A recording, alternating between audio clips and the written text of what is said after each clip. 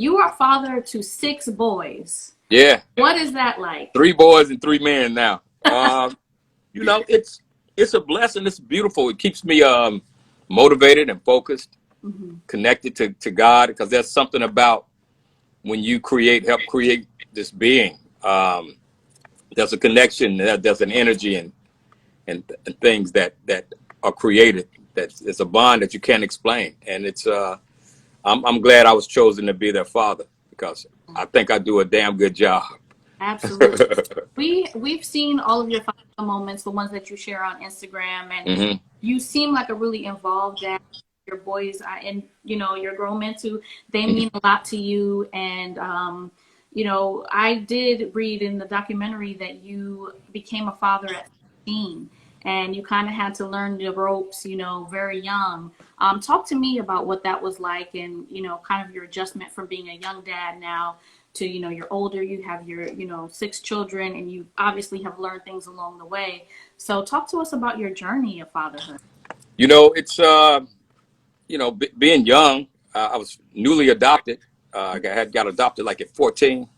Okay. So I knew my family, but things happen and you have to make choices. Mm-hmm. But I was afraid. I was afraid that they were gonna be like, oh, he's already coming in with trouble. But they were very understanding. So it was frightening.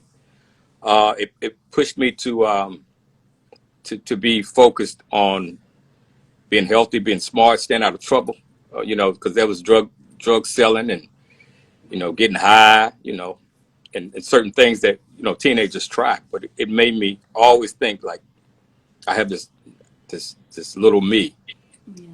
that's coming into the world, so I need to be focused. And I wanted to excel and do something. Graduate from school. I wanted to sing from an early age, so I was like, I gotta make it. Yeah. So it was important for me. And look at you now. They must be so proud. Well, yeah, I've worked so hard. Some time has been sacrificed from the older ones when it was time to go to New York. So I'd go and come back every 3 months. But still, that little bit of space is gone. Sometimes you miss maybe a game or something. But we've made the best of what we have now, and I let them know like, hey, I was always there, and you know me. So Yeah. don't try to find something to complain about. You have a real solid daddy in your life, and those little moments we create more moments, and those are special too. But daddy was making sure that your stomach didn't growl, and that your mother always had lights and water, and that Absolutely. you can see the example of a man who really goes out to hunt and bring home something for his family. So Yeah. I mean, king stuff. you're providing an amazing example of fatherhood, Black fatherhood. Thank Um, you. Grateful that you share that with us, Yeah. because we need those examples now more than ever. And one of the tough things that's going on in the world, and I'm sure is a tough aspect of being a parent, is Hmm. the racial tensions that are going on in our country. We know what Black men are up against. We know what Black boys are up against when it comes to police brutality, discrimination in every corner of society. And, I'm curious what types of conversations you're having with your sons about that, about how to maneuver in this world as Black men, and what to expect. My older boys, I tell them, get home safe. That's first and foremost, and we'll fix the rest. If you get Mm. home safe, we can take care of the rest.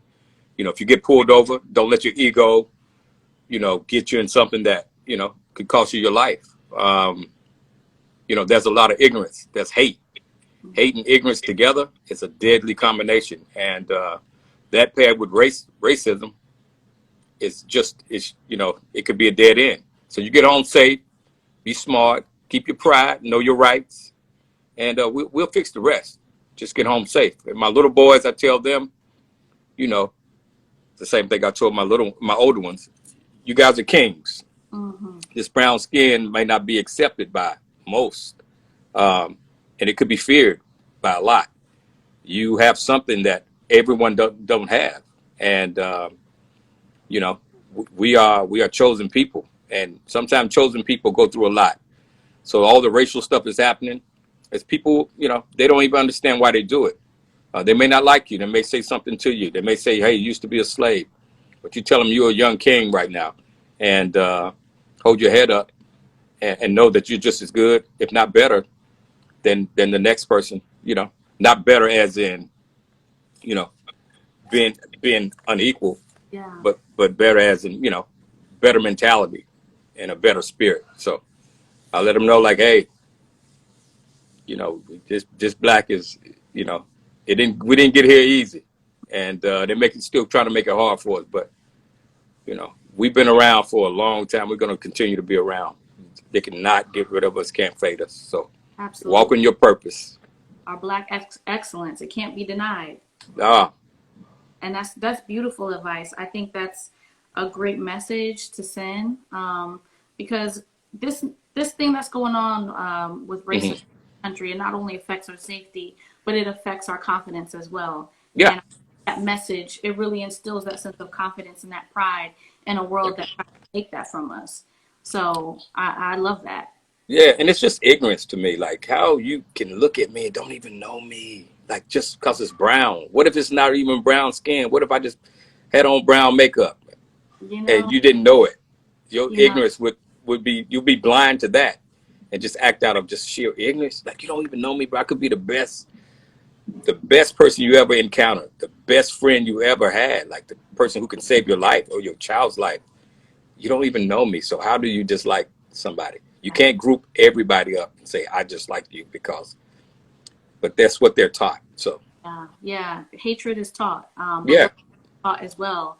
And yeah. I'm happy that love and that, confidence is being taught in your household. That sounds like a really inspiring thing. Oh I'm glad yeah. other parents can, take that advice from you. Um, Yeah. Yeah. You have to have that. And, Malcolm X was you know, I love what he stood for and I love what Martin Luther King stood for. So uh, as much love as I have, you know what? Yeah. yeah, we gotta just put out as much love as we can get. But Yes, yes, the great thing yes. about this time though is that because of COVID, we're all in the house. We're, spending more time indoors than we ever did. And so I'm curious to know how you've taken advantage of that to spend more time with your sons. What fun things have you been able to do with them, now that, you get that extra time? I'm learning a lot about Sonic, the Sonic Of Sonic game and um, Roblox. It's a little bit of Fortnite here and there. course. But riding the bikes has been our outlet. Hmm. We get on our bikes and we ride for an hour and a half. You know, Sometimes they don't want to, but I was like, we got to go outside. We got to keep our lungs healthy, our hearts healthy, and we getting out this house. You're not going to just be on the game. Oh So I yeah. learned them individually, like they like a long time, and we bond really good. I think we have a lot in common. They love music and art and things like that. They enjoy trying to help me cook a little bit. Um, they like watching movies with me. So, Yeah. I will sit and watch a movie, kiddie movie, and some of them are pretty good. That's But just learning that they understand a lot more than we give them credit for. they My absolutely. 8-year-old is a wise little rascal, and my twins are very, very wise. Oh So, yeah. yeah. Fun things really fast. It's actually incredible. Mm-hmm. I've followed your career, and your story, and I think what's even better than your incredible voice is your story and Oh, thank how giving and transparent you are with your journey. you. Um, Mm-hmm. that resonates with so many people. And one of the things that you've been open about is the fact that you didn't always have a close relationship with your biological father, but that you did, reconnect with him later on in life. Yeah. Yeah. How did reconnecting with him, if at all, help strengthen you as a father? And, in those years where you didn't really have his input and his influence, who did you lean on for support about fatherhood? Well, my adopted father was amazing. Um, Ex-military sergeant, sharp. You know what I mean? So he didn't play around. He was definitely a man. My uncles were pretty strong, and the occasional times that I did see my father, I always held some kind of respect, even though I was hurt, heartbroken. Yeah. Um, I didn't hold a grudge. Mm. And back in 2005, we reconnected, and since then we've been moving forward. I don't ask him why you weren't here. I don't care about that. Yeah. You healthy, I'm healthy. Let's keep it moving. And just know I love you and you love me. And whatever knowledge and information you got right now, I'll take that. And you can get to know me now. Like, it's not like he didn't feel like a stranger to me. Thank Yeah. God of that. That connection was never lost. Like he was just big stranger. Yeah. Um, but there was a lot that could have happened, but maybe he wasn't at his best place at the time. Mhm. And now I get it, being an adult myself.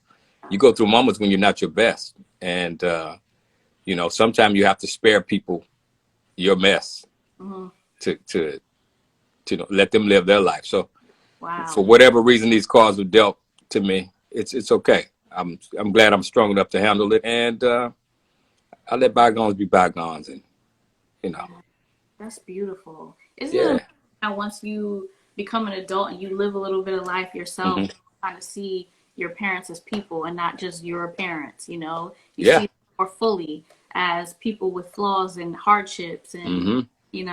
it's beautiful that, towards the end you can come full circle and have that understanding. Yeah, because it it does hurt, Mm. but there are people to love you until it gets right. Yeah. And whatever love you have, I think take it. I think people's like, no, I want it from this person. Just get whatever love you can because it's so important to have it than to go around and pushing all of it away because this person who can't love you the way you want, they're Mm. not ready yet. So allow life to happen. Pray on it. Make make make attempts here and Mm-hmm. there, but know when to pull back and let them come to you too, so you don't exhaust yourself and don't hold a grudge. Like it's things happen, things happen, and you have to learn that that it could be a lesson in it for you as well. The fans want to know about the new music. Can expect maybe in 2021. We want to hear about the new music front, of course. Oh yeah, it's coming. I have some real heat coming. All we've been going through. I know my voice is powerful for that. So to speak to the core of the man and the strength of a woman and the resilience of us as people. I want to champion that. I want to show us in a light. I want to help us heal, but I Mm-hmm. want it to also take us away. So the album will be a full, complete body of work, body of just deliverance from me to help us. And there's some thump on there too. I got Rick Ross on one. It's like Oh, a it's Rosie. like yeah, paying homage to Mary J. Blige and the 411, that type of song. Oh yeah. So now I'm in the process, you know, either Mary will be on it or Keisha Cole or somebody like that. I'm gonna turn it into a duet, well, a trio now because Gosh. I got the I Yeah. got him on there. So We need that. uh We need that Anthony yeah, Hamilton, Mary J. Blige. yeah, Ty Dolla Sign and D Smoke. Um, I've done one with who else? Oh, yeah. Rhapsody on one. Oh, dope. Uh, Love yeah.